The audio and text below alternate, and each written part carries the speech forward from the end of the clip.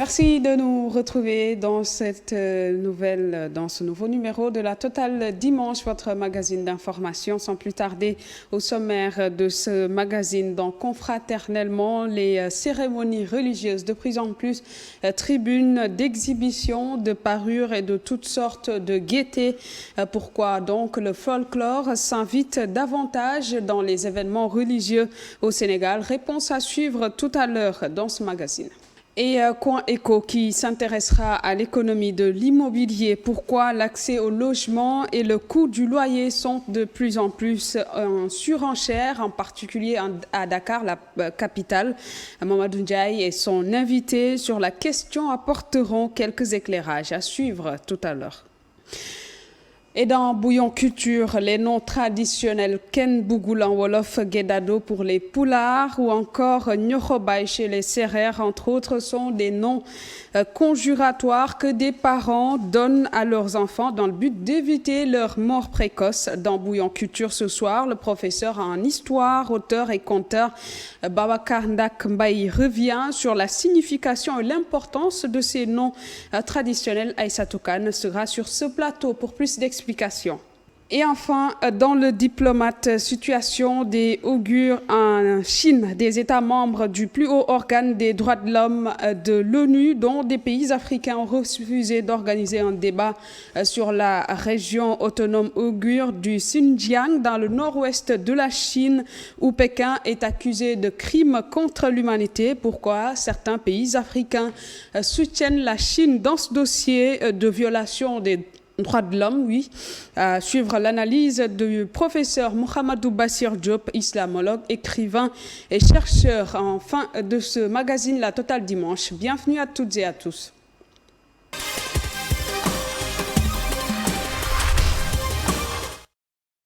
Alors, bienvenue à tous. Je vous le disais tantôt, au Sénégal, on célèbre de plus en plus de manière faste les événements religieux, des festivités qui relèguent au second plan les fondements religieux, dévoyant même l'esprit de ces commémorations religieuses, ignorance des préceptes islamiques, du voyez-moi ou des folies de grandeur. Pour en parler, nous sommes sur ce plateau avec notre confrère chef du desk culture du site Sénéweb, Alioune Badara Mané. Monsieur Mané, bonsoir et merci d'avoir accepté notre invitation. Bonsoir et merci pour l'invitation. Alors, je viens de l'expliquer, vous l'avez constaté, comme avec nous, les festivités, la gaieté et l'exhibitionnisme de plus en plus présents dans la célébration des événements religieux, à l'exemple du Maouloud, à l'exemple du Magal. Aujourd'hui, d'après vous, qu'est-ce qui explique cette situation? Encore une fois, bonsoir et merci aussi de m'avoir donné l'opportunité de s'exprimer sur ITV. Comme vous l'avez si bien dit tout à l'heure, les célébrations religieuses deviennent autre chose maintenant ici au Sénégal, le Magal, le Gamou de Tivaouane, les ziars générales et autres. Donc je pense que c'est devenu une tendance maintenant à l'occasion des fêtes religieuses que les personnes s'expriment à travers leurs habillements, à travers leur comportement. Donc je pense que c'est une chose qui ne date pas d'aujourd'hui. Il y a de cela une décennie que les Sénégalais s'expriment à l'occasion des célébrations des fêtes religieuses. Même, comme vous le constatez, à l'occasion des fêtes religieuses, à l'image de la Korité, de la Tabaski, ces célébrités s'expriment encore à travers leur accoutrement, à travers leur comportement sur les réseaux sociaux. Donc je pense que ce n'est plus quelque chose qu'on ne parle plus au Sénégal. Donc c'est un fait réel, c'est un constat général que les gens ont fait récemment à l'occasion des Gamou de Tivaouane. Vous avez vu des célébrités qui sont mis à l'œuvre avec leur accoutrement, des habillements, des chaînes, des parures en or, surtout ce qu'ils font au sein des cités religieuses. Et alors quand on parle de Gamou et quand on parle de Magal, c'est une occasion pour aller recueillir les prières. C'est une occasion pour aller se ressourcer davantage de manière spirituelle dans les lieux de culte. Mais maintenant, c'est le contraire. Les gens font autre chose. Parfois même, il y a des actes contre nature qu'on ne dit pas à la télé. Mais je pense que c'est un fait et c'est un constat sur l'étendue du territoire national. Même dans les coins et recoins du Sénégal, même s'il n'y a pas de célébrités, mais il y a aussi des citoyens lambda qui font autre chose. Voilà, vous avez mentionné les célébrités dans vos explications. Ces célébrités sont de plus en plus mises en avant lors de ces événements religieux, des faits également amplifiés par les réseaux sociaux, TikTok, Snapchat, entre autres. Mais la presse est aussi pointée du doigt dans ce qu'on peut appeler cette désacralisation de l'aspect purement religieux de ces événements, de ces commémorations aujourd'hui. Est-ce que la presse aussi n'a pas sa part de responsabilité dans ça? Oui, la presse a une part de responsabilité, mais avant la presse aussi, il faut savoir que toutes ces personnes-là qui s'expriment à l'occasion des fêtes religieuses, c'est des influenceurs en même temps. Il y a des influenceurs, il y a des célébrités, c'est des gens qui sont très suivis à travers leurs plateformes digitales, soit sur Facebook, soit sur Insta, soit sur Twitter, c'est des gens suivis. Alors, parfois aussi, comme vous le savez, au Sénégal, il y a beaucoup de sites internet, il y a beaucoup de, et comme certains le disent souvent, que nous avons une presse émotionnelle et autres. Parfois, ces célébrités, des gens cherchent à les exposer à l'endroit du grand public. Je pense que la presse aussi a une part de responsabilité au moment où la presse divulgue, au moment où la presse parle, la manière dont ces célébrités se comportent à l'occasion de ces fêtes religieuses.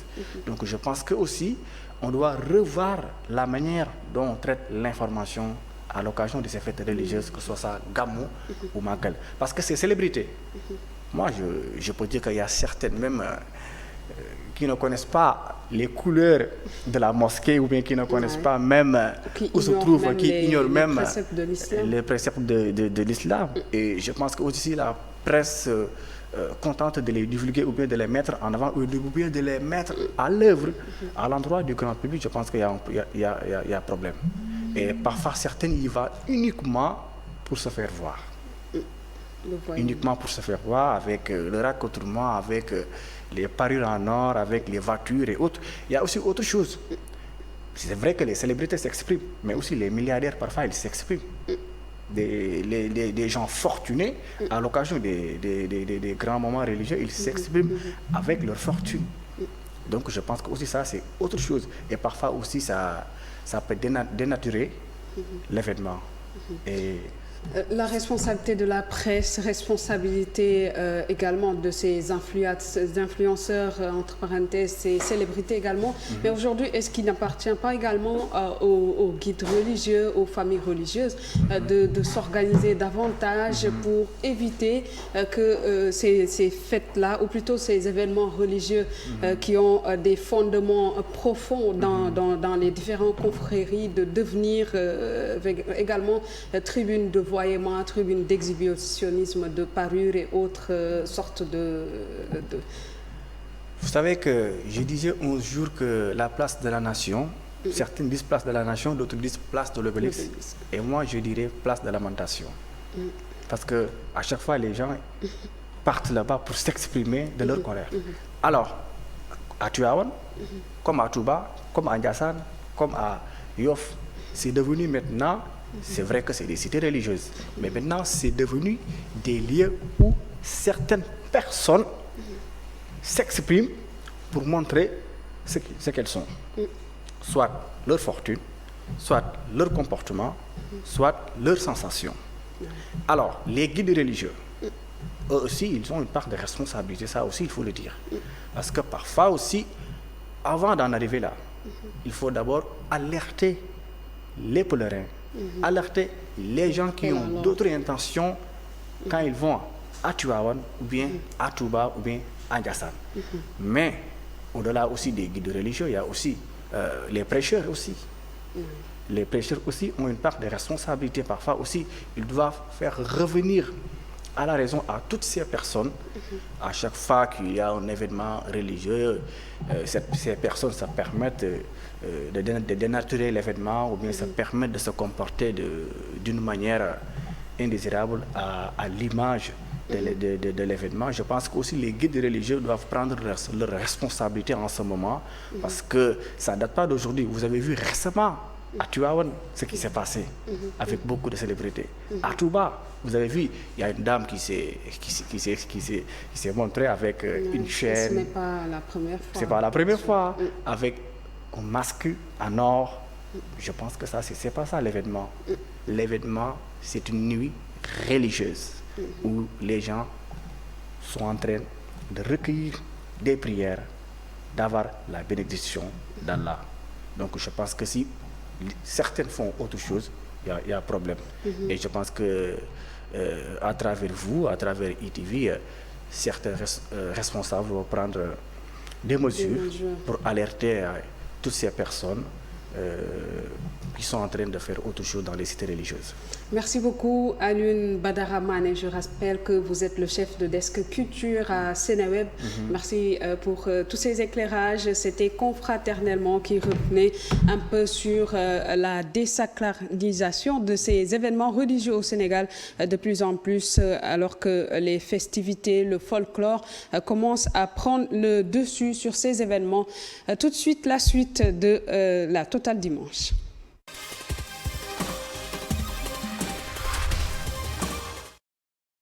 Dans Coin Éco, maintenant au Sénégal, avoir accès au foncier, à un logement décent devient de plus en plus compliqué à Dakar, particulièrement dans la capitale. Les spéculations vont bon train. Les raisons de cette situation résident plutôt du fait de la presqu'île du Cap-Vert qui concentre plus de 80% de l'activité économique du pays et également un centre d'excellence pour beaucoup de pays de la sous-région et d'ailleurs dont les ressortissants y viennent étudier ou même pour travailler. En plus de ces réalités, le commissaire aux enquêtes économiques El Hadj Alioune Diouf parle de l'inaccessibilité des logements sociaux qui relèvent de la SICAP, de la SNHLM entre autres. Le sujet Coin Éco est réalisé par Mame Abdougaye Kassé.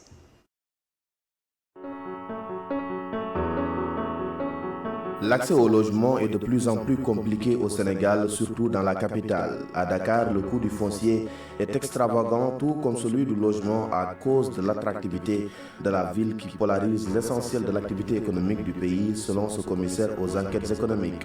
Il pointe également un autre facteur explicatif de cette situation. On a assisté aussi ces 10-20 dernières années à une ruée de beaucoup d'élites africaines vers Dakar. Dakar aussi est un centre d'excellence, donc on comprend pourquoi beaucoup d'organisations internationales ont leur siège à Dakar. C'est ça qui fait que finalement la qualité de vie à Dakar attire certainement beaucoup de gens. Mais il y a aussi ce qui me semble être la cause principale, la spéculation foncière qu'il y a dans notre pays et qu'on a laissé faire depuis des années.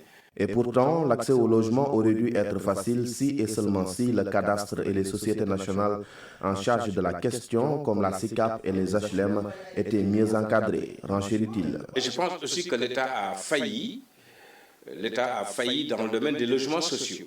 Avant, on avait la SICAP, regardez bien, nous sommes à Liberté 6, vous regardez le succès des SICAP, le succès des HLM, mais depuis, on se rend compte que ces deux sociétés n'ont pas construit beaucoup de logements sociaux.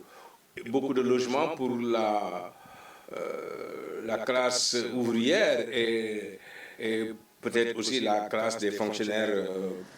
La nouvelle baisse du loyer annoncée d'ici la fin d'année suite aux larges concertations sur la cherté de la vie relève de l'utopie. C'est la conviction de l'économiste et consultant international. Il invoque la hausse des matériaux de construction et de la main-d'œuvre. Comment voulez-vous nous sommes dans un secteur qui aujourd'hui connaît de sérieux problèmes.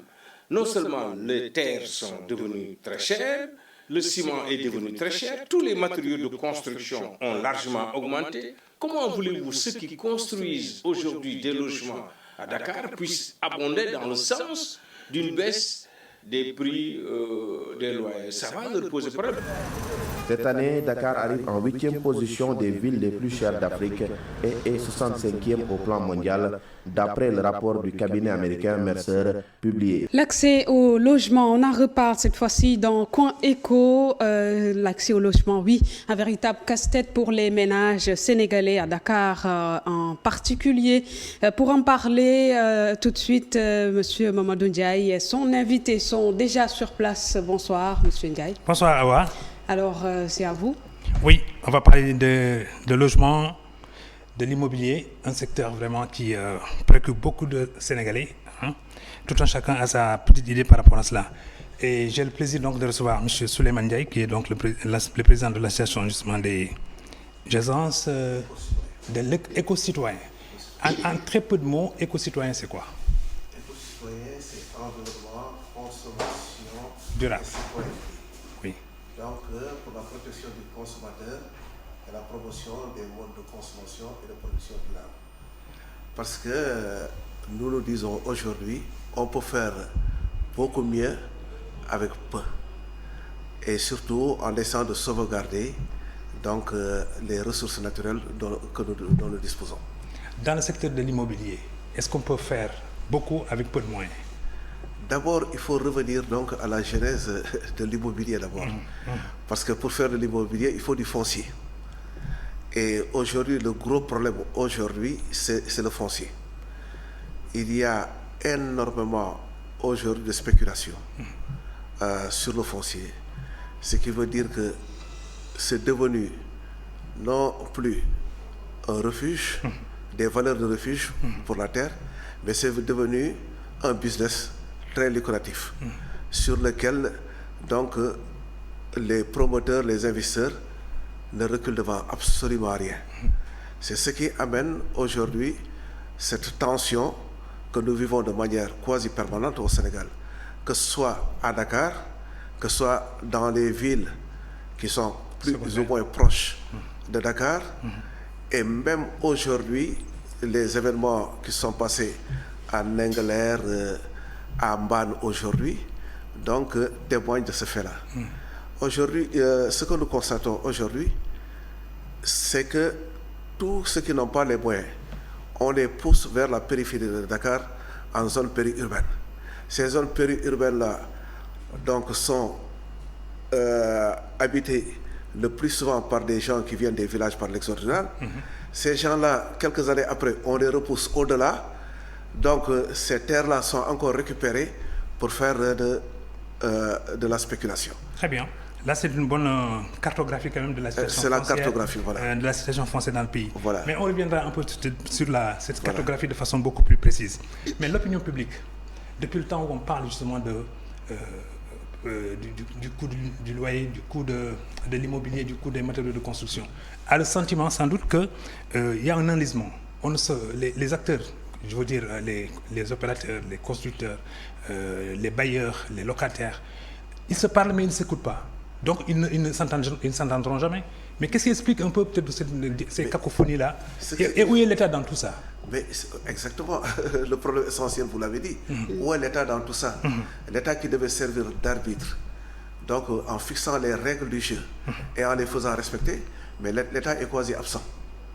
Aujourd'hui, dans les années passées, oui, au temps du Parti socialiste, il y avait la SICAP et les HLM, oui, qui faisaient donc de la location-vente, donc sur le long terme. Avec les crises structurelles qui ont eu lieu et qui ont amené donc ces sociétés peut-être à défaut de disparaître, au moins quand même de réduire leur voilure. Voilà. Oui. Donc qui ont amené les plans d'ajustement structurel. C'est ça. Après, donc l'État s'est désengagé de tout, y compris du logement. Du logement. Quand je dis de tout, l'éducation est de plus en plus privatisée, la santé est de plus en plus privatisée, et a fortiori le logement. Ce qui fait qu'aujourd'hui, donc tout a été laissé aux mains du privé. Et je pense que le privé, sa notion, c'est l'entreprise. Et l'entreprise est là pour faire de l'argent. Mais maintenant, même en faisant de l'argent, on doit avoir un cadre réglementaire qui permette d'encadrer et de dire les politiques voilà pays, ce qu'il y a à faire et ce qui ne peut pas être fait. Mais malheureusement, on ne sait pas ce qui se passe dans ce pays. Il y a énormément de gâchis au niveau donc de tout le secteur qui enveloppe donc l'immobilier. Quand vous allez acheter un terrain pour pouvoir construire, donc les prix d'une année sur l'autre varient. Donc varient. Donc il y a une étude qui a été faite en 2014 qui disait que de 1994 à 2014, les taux ont grimpé de plus de 256%. Et de 2014 à aujourd'hui, c'est presque d'autant. Ce qui fait que donc, aujourd'hui, on évoque le problème donc du coût des matériaux et du matériel de construction. Des intrants. Mais quand on l'évalue, même en francs constants, il n'y a que 44%. Dans cette situation un peu confuse, comme vous le décrivez, qui est le vrai perdant et qui est le vrai gagnant? Mais le gagnant, bien entendu, c'est le bailleur. C'est l'investisseur. Oui. Et puis, dans cette catégorie, il faut faire vraiment très attention. Parce qu'on ne peut pas mettre tout le monde dans le même sac. Bien sûr. Aujourd'hui, il y a des gens qui se disent que le seul moyen de faire de l'argent rapidement, c'est d'investir dans l'immobilier. Ce qui fait qu'aujourd'hui, ils investissent dans l'immobilier. L'immobilier, tout le monde sait que donc, une résidence, ça s'amortit sur 20 ou 25 ans. Mais là, ceux qui investissent dans l'immobilier veulent le faire en moins de 7 ans ou au plus 10 ans. Donc ça, ce n'est pas possible. Quand on faisait de la location-vente, c'était sur 15 ans, 20 ans, 25 ans, pour pouvoir permettre aux gens de pouvoir solder. Tout à fait. Mais maintenant, quand il y a des promoteurs privés qui viennent ici et qui très rapidement veulent un retour sur investissement, et à chaque fois que ce retour sur investissement est fait, ils achètent d'autres maisons et continuent ça donc avec la démission de l'État. Tout à fait. Oui, je vois ce scénario, il est presque très sombre. Mais quand on prend un ménage sénégalais moyen, quelle est la part de ses revenus consacrés au logement? En termes de proportion, je veux dire. Il est très difficile de le dire parce qu'il n'y a pas d'études menées au niveau de ces années 2020. L'étude que nous avons date à peu près de 1994 par l'ANSD et qui disait que ça tournait aux alentours de 30%. Okay. Mais quand nous interrogeons les Sénégalais, donc on tourne plutôt aux alentours de 50 voire 60%. Ce qui fait que les revenus d'un ménage sont complètement absorbés par le logement. Alors, pourquoi le prix des loyers n'est pas indexé sur le coût de la vie, ne serait-ce que pour tenir compte un peu de ces facteurs-là, notamment le pouvoir d'achat qui diminue alors qu'il y a une spéculation et une inflation. Les deux combinés rognent un peu sur le pouvoir d'achat justement du foyer moyen. Mais ça ne fait pas, ça ne rogne pas, ça cannibalise. Ça cannibalise. Totalement. Donc je suis gentil alors. Les revenus des ménages. Tout simplement, on nous dit que l'inflation tourne aux alentours de 3, 5, 7, 8%, 9% en ces années de crise. Mais le coût d'un loyer de 150 000, il y a quelques années, est arrivé aujourd'hui à 350 000 francs. Et nonobstant que l'on soit dans des quartiers comme les HLM ou certaines SICAP, où ces immeubles-là ont été amortis depuis longtemps. Oui. Et pourtant, aujourd'hui, des maisons qui ont été amorties et qui coûtaient à l'époque 12 millions pour le grand standing aux HLM 6 sont hors de portée de prix. Aujourd'hui, ces mêmes maisons sont vendues au minimum à 180 millions pour des maisons de 300 mètres carrés. N'est-ce pas?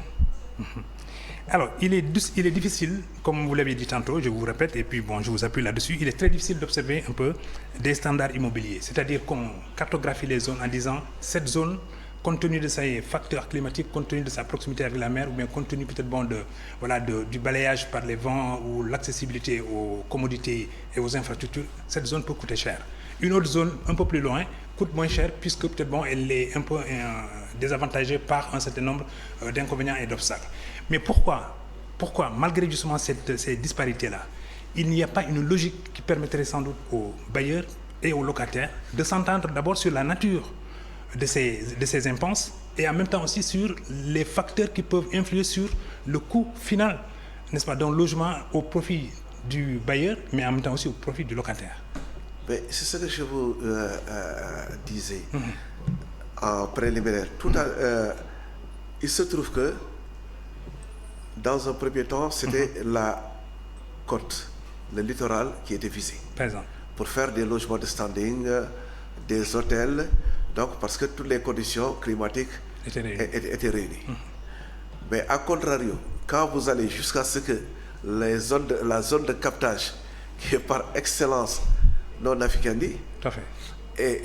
Non africaine, c'est-à-dire inhabitable. Inhabitable et non constructible. Et non constructible. Et non constructible. Ce qui est une aberration, c'est-à-dire que ça, on le sent, mais malgré tout, les Sénégalais... Mais malgré tout, voilà ce qui a été fait. Tout à fait. Et ce qui est malheureux, c'est qu'on a donné ces terrains-là à certaines personnes, et parfois des fonctionnaires, qui avaient déjà un toit de la SICAP ou des HLM, on leur a donné ces terrains-là et qu'ils ont vendus à des prix vraiment de 50, 60 ou 80 millions.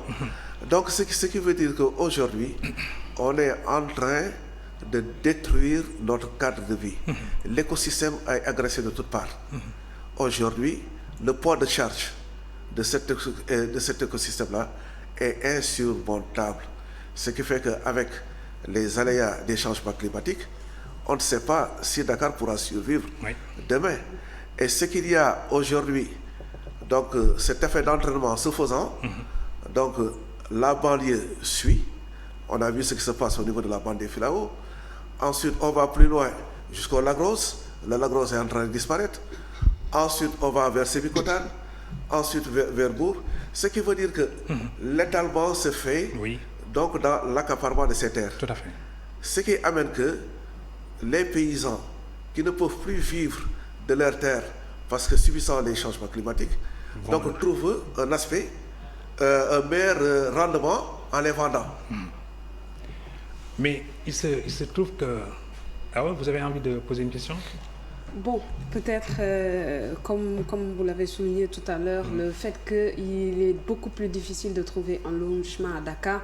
Je parle de Dakar Centre parce qu'aujourd'hui, beaucoup de personnes qui travaillent au cœur de Dakar sont obligées de quitter vers Rufisque, Bambilor et autres pour pouvoir venir travailler ici parce que leur salaire ne peut plus prendre en charge les coûts des loyers ici en centre-ville et environ.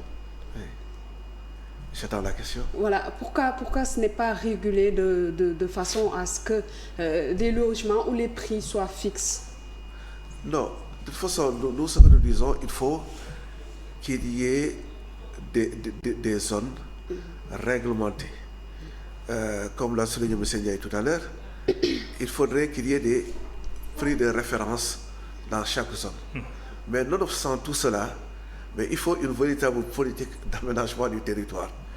Parce qu'aujourd'hui, on a beau réguler le loyer ici à Dakar, mais tant que la demande sera très forte, il y aura toujours donc, des investisseurs qui sont prêts, d'autant plus qu'on a beaucoup d'investisseurs étrangers qui viennent à Dakar, qui investissent. Là aussi. On ne sait pas, c'est une menace très sérieuse, parce que donc il y a l'appropriation du tissu économique sénégalais, et ce n'est pas seulement au niveau de l'immobilier, c'est au niveau des banques, c'est au niveau des écoles, c'est au niveau de beaucoup de choses, et ça va jusque maintenant au plus profond des villages.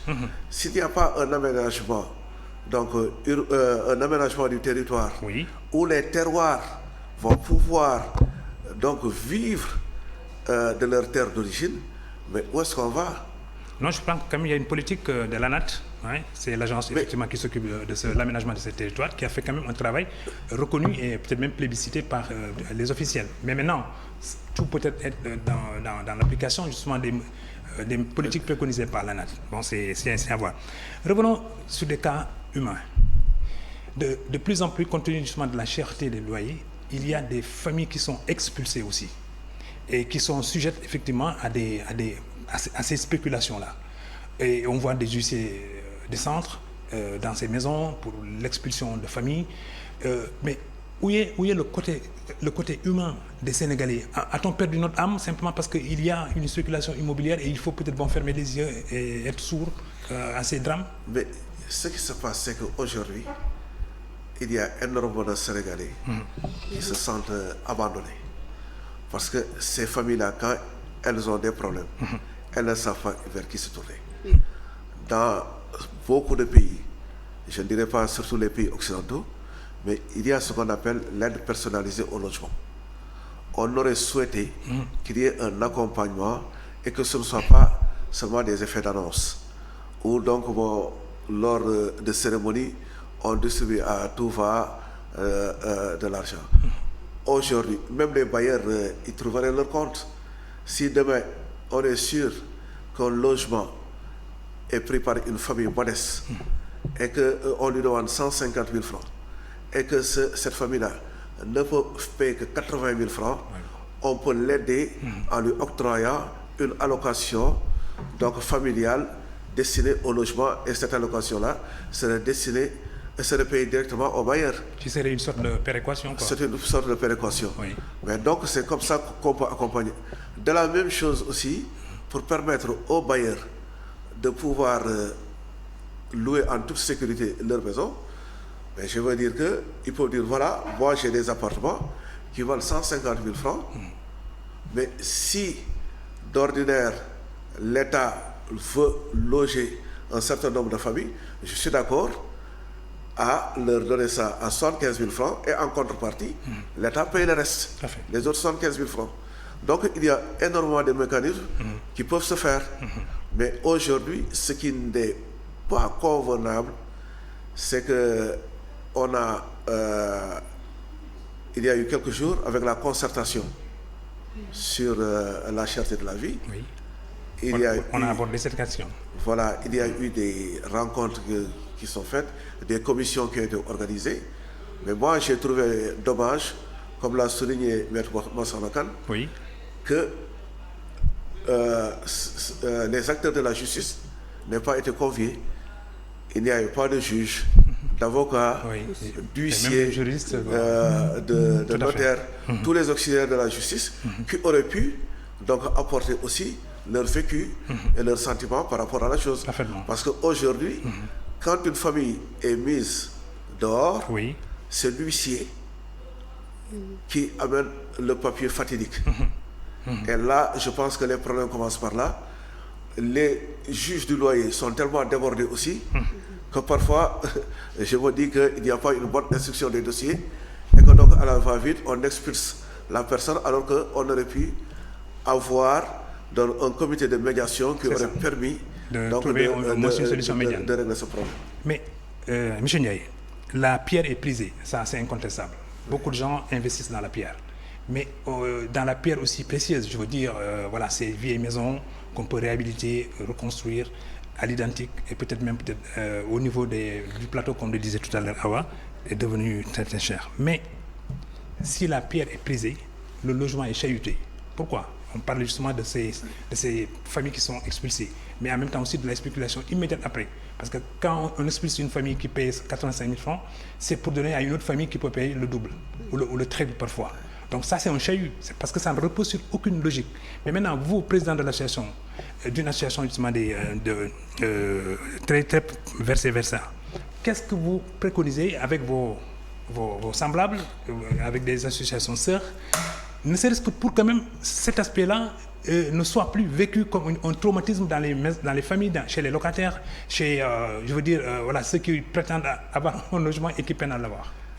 Oui, c'est que c'est un phénomène qui va grandissant, ce traumatisme dont vous parlez, et qui est vécu très durement par les mères de famille et surtout les jeunes enfants. Les enfants. Les enfants qui sont en perdition, donc qui perdent toutes leurs racines, leur environnement, parce qu'on les change, on les balade de maison en maison, ou sont obligés de vivre dans des conditions extrêmement précaires. Mais ce qui amène ça aujourd'hui, c'est comme je vous l'avais dit au départ, la terre, le foncier est devenu un moyen d'enrichissement extraordinaire aujourd'hui. Ce qui fait que ce qui nous amène à dire aujourd'hui, c'est l'exemple que je vous donnais. Vous avez une maison aux HLM, qui ne valait même pas 2 ou 3 millions, mais qu'aujourd'hui, cette même maison-là, elle prend de la valeur. Elle prend inéluctablement de la valeur. Parce que la demande est extrêmement forte. Oui, on l'a vu aux alentours du marché HLM. Il y a beaucoup de familles, de jeunes cadres qui sont partis. Vous dites que nous, associations, qu'est-ce qu'on peut faire? C'est ça. Nous, ce que nous faisons, c'est au niveau de porte-presse. Parce que ça fait plus de 30 ans que les associations de consommateurs existent au Sénégal, reconnues dans le monde entier, invitées partout, sur tous les plateaux. Mais malheureusement, la loi est encore assez basse. La loi qui donne la possibilité aux associations de consommateurs de rester en justice n'est pas encore en vigueur. Pourquoi? Parce que les décrets d'application n'ont pas encore été publiés. Alors, on me signale qu'il j'ai qu'une minute, mais j'ai 3 questions que je vais vous formuler en une seule. Oui. La première, c'est pourquoi les experts ne sont pas associés pour donner leur avis? Deuxièmement, pourquoi laisser les bailleurs, c'est-à-dire les investisseurs, avoir la parole dominante dans la politique de l'immobilier? Et ensuite, les concertations ne devraient-elles pas au moins imposer aux bailleurs la durée, c'est-à-dire le long terme, ne serait-ce que pour la rentabilité de leurs investissements, au lieu peut-être de spéculer simplement pour réduire la voilure sur la durée. C'est ce que je vous disais tout à l'heure. Oui. C'est qu'il y a une démission de l'État. Deuxième chose aussi, les bailleurs évoquent souvent donc la cherté du financement et le problème de fiscalité. Et encore là, c'est l'État qui peut agir. Parce qu'en donnant un logement pour... même pas un logement social, mais pour pouvoir habiter simplement, l'État peut agir sur la bonification des taux d'intérêt. Tout à fait. Donc un taux d'intérêt de 7 ou 8%, donc payé par le bailleur, mais l'État peut le ramener à 1 ou 2%. Très bien. On est contraint par le temps. Oui, il y avait beaucoup de ces questions, mais je pense que ce sujet-là mérite qu'on y revienne encore. En tout cas, Immédiat est très disposé. Il était également très disposé justement pour aborder cette question plus en profondeur. Mais vous êtes locataire ou vous êtes bailleur ou même... Non, je ne suis pas bailleur. Vous êtes propriétaire? Non, je suis locataire ici, mais propriétaire ailleurs. Eh bien, très bien. Vous êtes quand même aussi... Awa, voilà. Merci beaucoup à vous, M. Mamadou Ndiaye. Merci également à votre invité pour tous ces éclairages. C'est également la fin de la première partie de votre magazine d'information, La Totale Dimanche, en attendant le bulletin d'information de 19h45 présenté par Cheikh Hassan Affal. On se retrouve tout à l'heure pour la deuxième partie.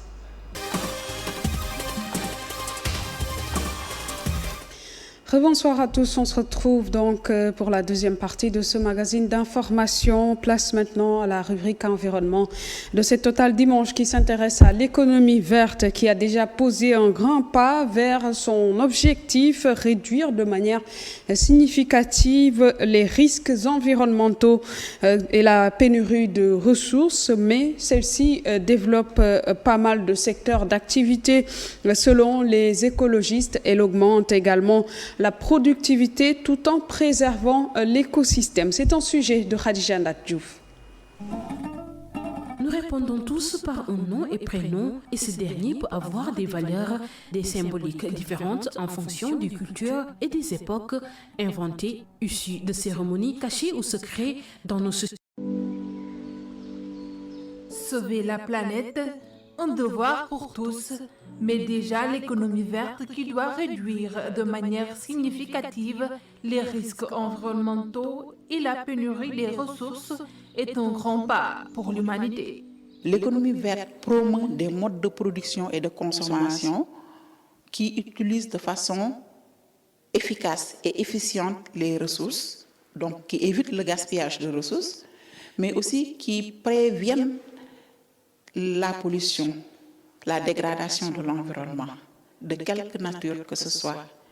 Je veux dire les pollutions liquides, les pollutions solides, les pollutions gazeuses, toute forme de pollution qui peut dégrader la qualité de vie de l'être humain. Comme je vous l'ai dit, l'objectif c'est d'augmenter le bien-être des individus.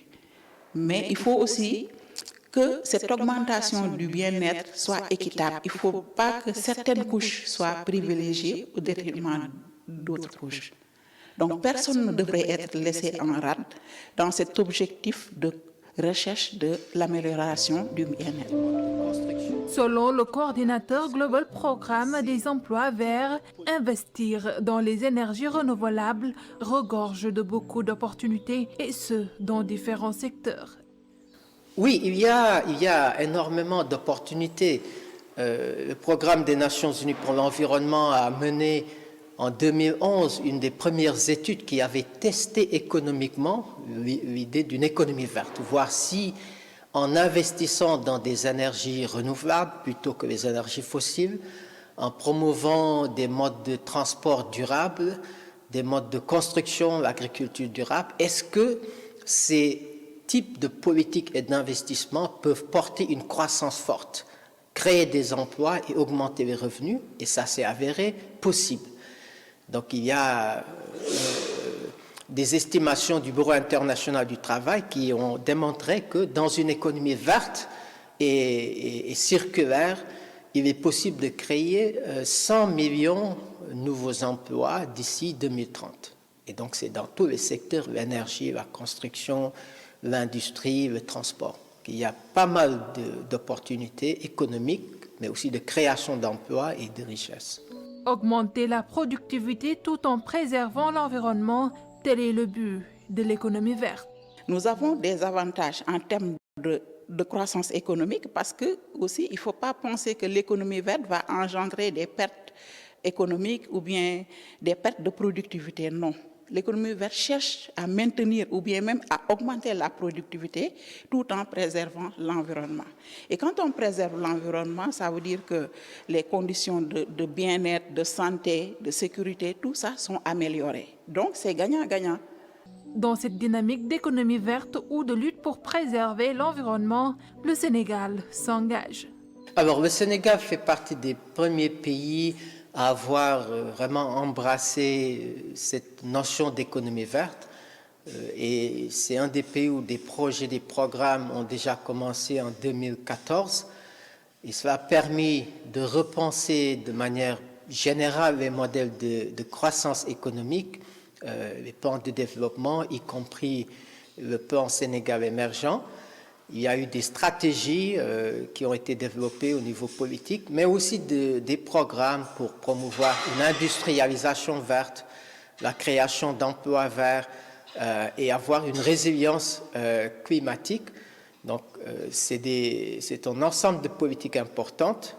Et je dois dire que pas seulement au niveau de la branche exécutive de l'État, c'est-à-dire le gouvernement, mais aussi le Conseil économique, social et environnemental qui a adopté une stratégie,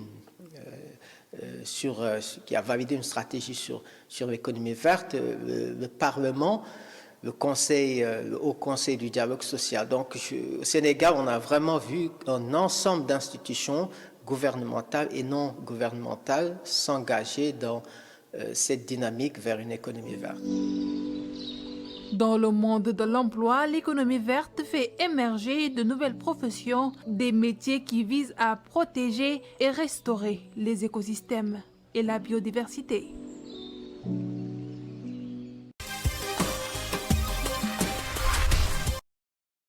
Maintenant à Tranche de vie qui fait un focus sur les bus de transport en commun qui font d'ailleurs partie du paysage urbain dakarois. Tous les jours, ces bus arpentent les routes de la capitale et pour qu'ils fonctionnent, les conducteurs travaillent d'arrache-pied.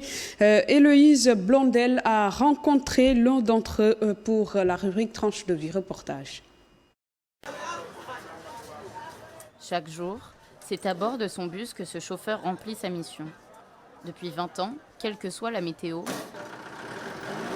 Chaque matin, l'homme parcourt plusieurs kilomètres pour se rendre sur son lieu de travail et exercer une profession indispensable à Dakar. Moi, je me réveille à 6 heures. Je travaille entre Guédiawaye jusqu'à Dakar. Pourtant, être chauffeur n'est pas sans risque. Il doit faire face à plusieurs défis, dont la conduite dans des conditions de circulation difficiles sur des routes dangereuses. La route est très dégradée, est bien cassée.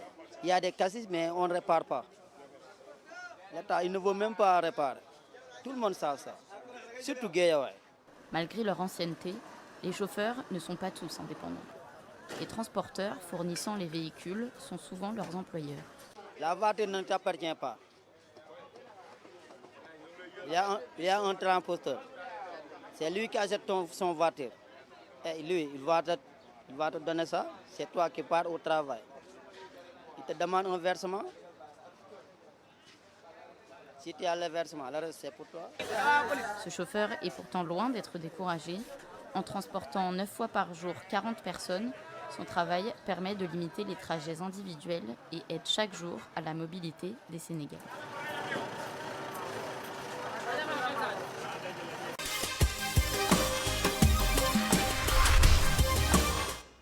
Aïra nous mène ce soir à Louga, le département de Louga, pour parler agriculture qui produit également beaucoup plus de niébé que d'arachide. Mais cette spéculation est menacée de disparition par des insectes ravageurs. Pour cette année, les premiers semis vont donner de bons rendements pour l'arachide.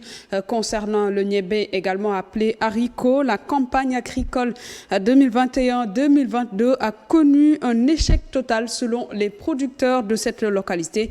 Le reportage de Sekou Diallo et Djibril Sow. L'hivernage tire à sa fin et les producteurs d'arachide attendent de bonnes récoltes pour ceux qui avaient sémé lors de la première pluie.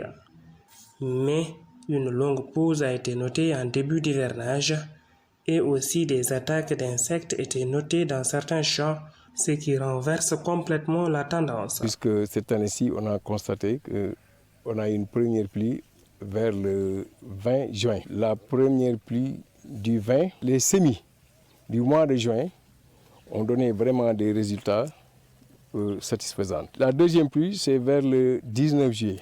Donc il y a un mois d'intervalle entre la première et la deuxième pluie. Pour ce qui est de la pluie de juillet, on a constaté des manquements au niveau de l'arachide. Le niébé est plus grave. En tout cas, ce qu'on a vu cette année et l'année dernière, si on ne prend pas des solutions, on va vers la faillite du niébé dans le département. Chaque année, on a des attaques. Beaucoup de champs de niébé ont été complètement ravagés par ces insectes nuisibles. C'est ce qui a conduit à une hausse des prix du kilogramme en cette période de récolte. njëg gi moom yokku na booy xool daaw ba ren sax ñebe wàccul ndax ñebe fi mu àgg léegi ku la ko wax nga weddi ko ñun ci ren rek avant ñu ji rek ñebe cheroon na lool dem na ba gën a cher gerte te fi mu ne nii actuellement tamit noonu la mel dafa gën a cher li ñu la wax ñebe bu tooy rek ren da nga ko doon jënd loo daan jënd presque ay 200 ak 300 da nga koy jënd ay 500 francs. Concernant la campagne de commercialisation de l'arachide, ces producteurs demandent à l'État de fixer de bons prix pour éviter le marché parallèle. C'est que le prix doit être revu. Nous demandons vraiment une hausse pour cette année-ci. Parce que l'arachide là, il y a des gens qui ont acheté le kilo à presque 1000 francs. On peut acheter à 1000 francs et l'engrais plus la main-d'œuvre et vendre à 250. Ça ne favorise pas la commercialisation. Pour que cette commercialisation puisse être une commercialisation en tout cas satisfaisante, il faut que le prix, nous on n'exagère pas, on ne demande pas 500 francs. Parce que c'est pas, quand on pose un problème aussi, il faut être logique. Mais nous demandons une hausse. Et nous demandons aussi un paiement rapide. Ces cultivateurs demandent à ce que des analyses sérieuses soient faites sur les insectes ravageurs qui occasionnent d'énormes pertes pour eux chaque année. Et il faut qu'une solution définitive soit trouvée par les autorités pour sauver le secteur dans le département de Louga. Dans Bouillon Culture, parmi nos nombreuses croyances traditionnelles subsistent les noms conjuratoires que les parents donnent à leurs enfants afin d'éviter leur mort précoce. Dans ce reportage, le professeur en histoire, auteur, conteur également, Babacar Ndak Mbaye, revient sur la signification de ces noms traditionnels et leur importance. C'est un reportage d'Aïssa Toukan et de Moussa Fall.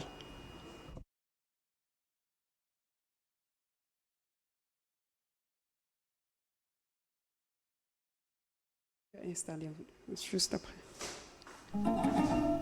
Nous répondons tous par un nom et prénom et ce dernier peut avoir des valeurs, des symboliques différentes en fonction des cultures et des époques inventées, issues de cérémonies cachées ou secrets. Dans nos sociétés existent des noms conjuratoires porteurs de toute une histoire.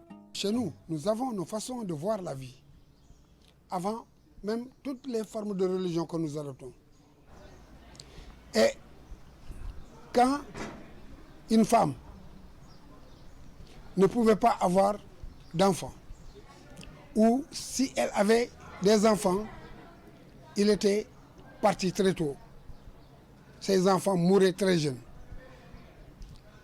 Mystiquement, les gens pensaient que soit les enfants avaient peur de la vie, ne voulaient pas vivre dans cette vie, ou simplement que des mains d'experts les ont arrachés à la vie. Mais comme on savait que tout ce qui me reviendra, les gens faisaient en sorte de trouver des mots, des concepts qui expliquent cela. Ces concepts qui expliquent cela, c'est parce que le nom a un sens. Des noms pas du tout choisis par hasard, nombreux, différents et tout autant significatifs. Que pour éviter que l'enfant ne parte, on lui donnait un nom de conjuration pour conjurer le mauvais sort. Et ce nom pouvait être, en wolof que je connais mieux, Gëm Yàlla. C'est un nom. C'est un nom. Parce que Dieu, Yàlla kenn du ko tudde nit. Mais Gëm Yàlla, ça veut dire qu'on a confiance à Dieu. Il va rester, par la grâce de Dieu. Il y avait Ken Bougoul, personne n'en veut. Il y avait Sagar, le chiffon. Il y avait Bitilocho, le revers de la main. La main et son revers, le dépotoir. Il y avait Bougouma, je n'en veux pas, ou nous n'en voulons pas. Ces noms conjuratoires, qui pourraient sembler pour certains honteux, ne devraient pas l'être, explique Babacar Mbaye Ndak. Cela devrait plutôt être une fierté. Quand on sait, on ne refuse pas. Quand on sait pourquoi, on ne refuse jamais. Et un garçon, une fille qui est née dans ces conditions-là, et à qui on donne ce nom-là, on lui expliquera pourquoi on lui a donné ce nom. Ce sera avec fierté qu'il va porter ce nom. Et Sagar deviendra le bijou. Un enfant qui refuse son nom, c'est extrêmement grave. Parce que son père et sa mère sont des personnes sensées, sensibles, qui savent choisir un nom qui vaut pour leur famille et qui vaut pour leur généalogie. À l'époque, les noms propres conjuratoires étaient originairement significatifs et étaient associés à l'avenir de l'enfant. Dès lors, l'importance qui leur était assignée n'avait rien d'absurde, mais demeure des noms défendus par l'islam. Signification et importance des noms de conjuration, un sujet d'Aïssa Toukan, d'ailleurs en place sur ce plateau. Pour quelques compléments de précision sur ce sujet, Bouillon Culture, Aïssa Tou, bonsoir. Alors un sujet très important, pourquoi ces parents ou certains parents font le choix de donner à leurs enfants ces noms de conjuration? D'accord. La réponse, nous pourrons la voir dans un ouvrage de Djibril Tamsirian, Sundiata ou l'épopée mandingue, dans un passage où il était dit les noms sont significatifs. Il y a une signification secrète derrière tout nom. Donc chez presque tous les anciens peuples, les noms avaient des significations. Si par exemple on part au Maroc, il est dit dans une anecdote dit que le sultan Mascotte avait reçu un médecin italien. Il lui demanda son nom, il lui dit qu'il s'appelait Vincenzo. Donc naturellement, il n'a pas compris. Il lui demanda de donner son nom, la signification de ce nom-là en arabe. Donc lui, il lui dit que c'est Mansour en arabe, donc le victorieux. Enchanté de l'heureux présage, donc le sultan musulman l'appela ainsi depuis ce jour-là, Cher Mansour. Chez les Amérindiens aussi, si on va chez eux, le prénom a un fort ancrage aux animaux, à la nature, aux forces surnaturelles. Dans notre société ici au Sénégal, certains parents, comme on l'a dit sur le reportage, donnaient à leurs enfants des noms de conjuration comme signe antinomique de la mort. Donc ainsi, la femme qui voyait souvent son enfant mourir, donc son entourage disait que là, il s'agissait plutôt de mystique, de sort, voilà, vous voyez. Donc, ce qu'il fallait faire, c'est de trouver, c'est de conjurer ce sort même dont vous parlez. Pour conjurer ce sort, il fallait trouver des noms, parfois que certains trouvent bizarres, si je peux me permettre, mais la femme devait aussi faire semblant de faire en sorte que, de se désintéresser de son enfant. Comme ça, les esprits maléfiques, eux, vont le laisser vivre.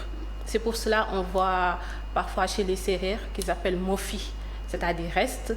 Il y a Dikon, cette fois qui était venue, parfois des parents, on peut voir une mère qui avait un enfant, qui avait beaucoup d'espoir pour son enfant, et qu'à la suite qu'il meurt, après quand il revient, quand il a un autre enfant, on lui donne le nom de Amouliakar, c'est-à-dire qu'on n'a pas d'espoir en signe qu'il puisse peut-être avoir une longue vie.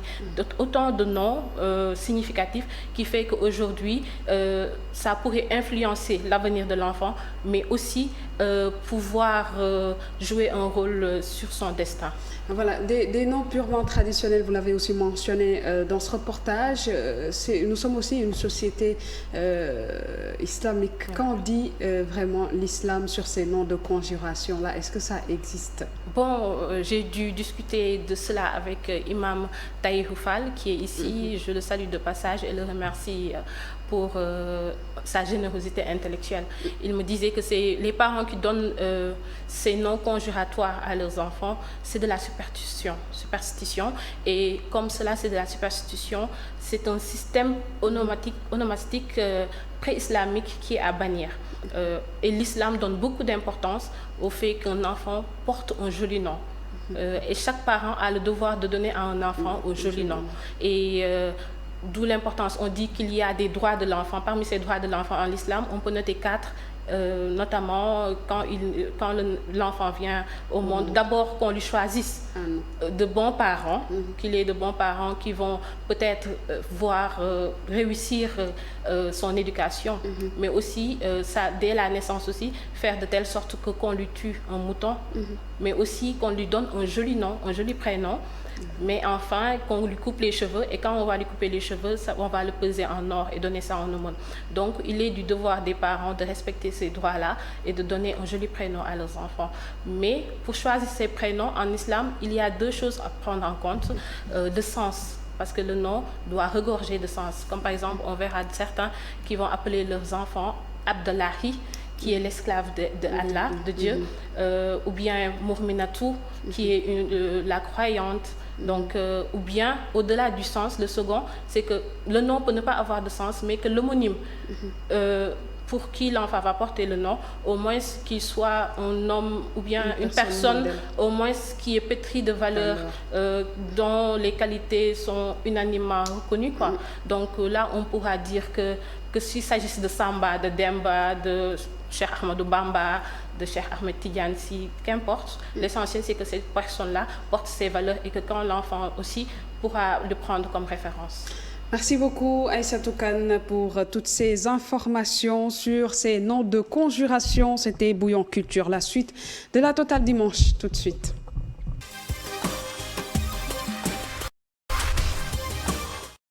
Dans le diplomate ce soir, on parle de la situation des Ouïghours en Chine. 19 voix contre, 17 pour et 11 abstentions. C'est le résultat du vote au Conseil des droits de l'homme de l'ONU le 6 octobre dernier.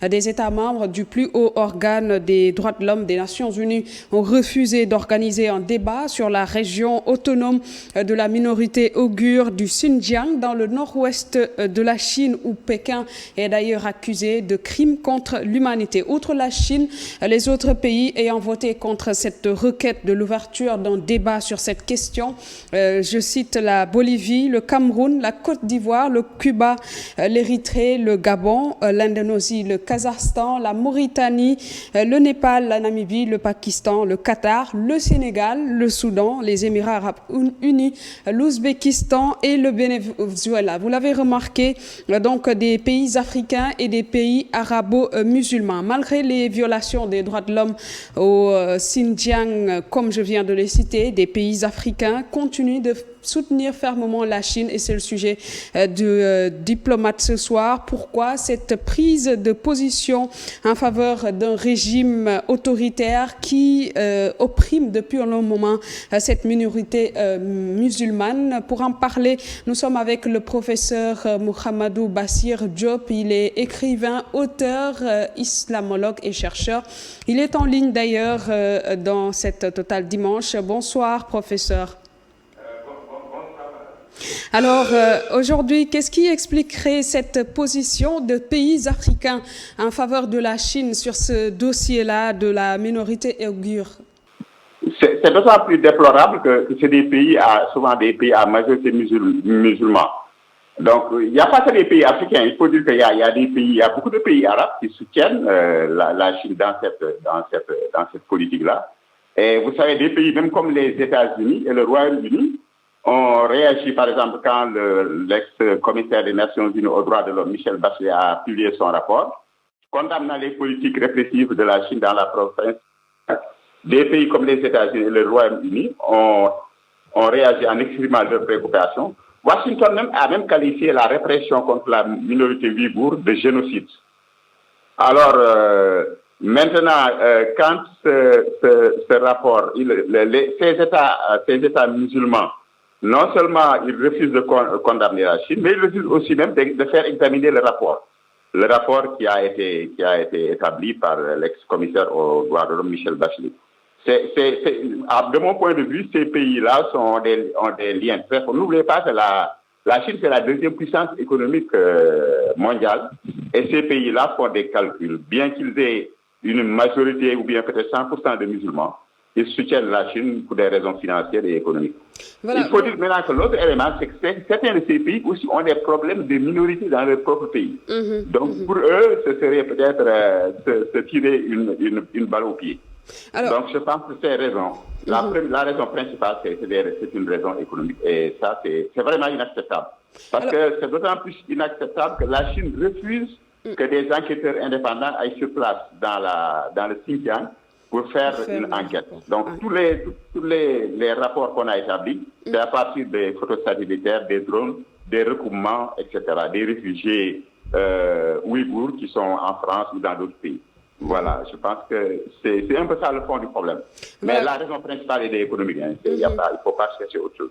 Vous l'avez mentionné, cette attitude contradictoire et paradoxale de ces pays, surtout africains, membres de l'organisation de la coopération islamique OCI, qui avait pourtant au début défendu cette minorité ouïghour, mais certains analystes parlent d'un intense lobbying qui est en train de faire la Chine sur ces pays africains-là et sur certains pays arabo-musulmans. Est-ce que cela va au-delà des intérêts purement économiques?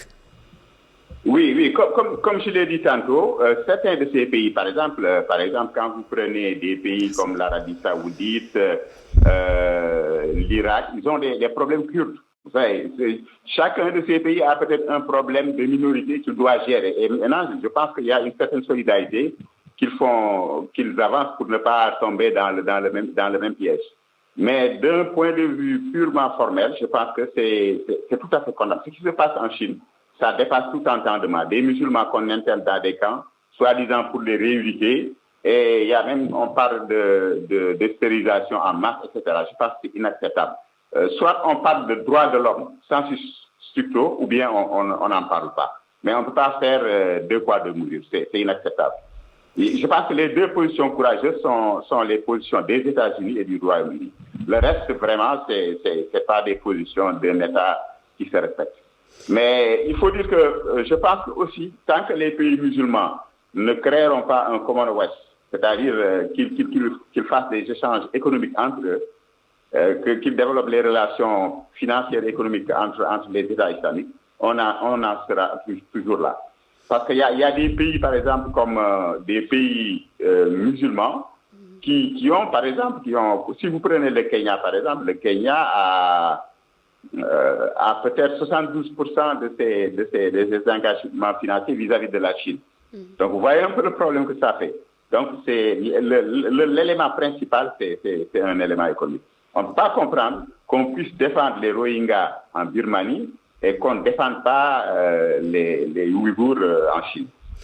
Alors, ce vote des pays africains également en faveur de la Chine ne surprend pas certains observateurs qui estiment que depuis la crise ukrainienne, on assiste de plus en plus à un changement au niveau du positionnement de certains pays africains qui penchent de plus en plus, qui prend ses distances plutôt par rapport aux Occidentaux.